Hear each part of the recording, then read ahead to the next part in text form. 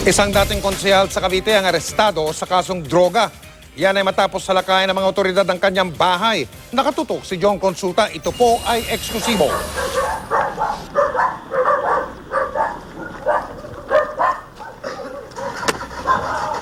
Sa bisa ng isang search warrant,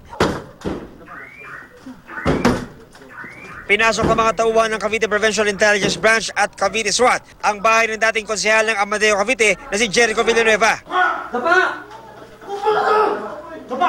Matapos pusasan, agad hinalughog ang kanyang bahay kung saan nakita ang drug paraphernalia tulad ng water pipe, lighter at mga pinaggamitang foil. Maring itinanggi ng dating opisyal na gumagamit siya ng droga. Hindi yung akin yan eh. Hindi po kayo gumagamit ng droga, sir? Hindi.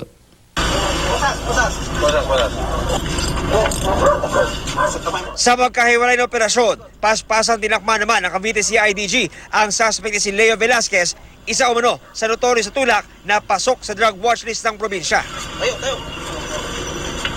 Na-recover sa kanya ang 4 na sachet ng shabu na pambenta dapat sa kanyang parokyano. Tumanggi magbigay ng pahayag ang suspect. Lumalabas doon na talagang involved sila sa illegal drug activity. So, ikinasalaman yung immediate bypass operation. Mula sa Cavite, John Consulta, Nakatutok, 24 Oras.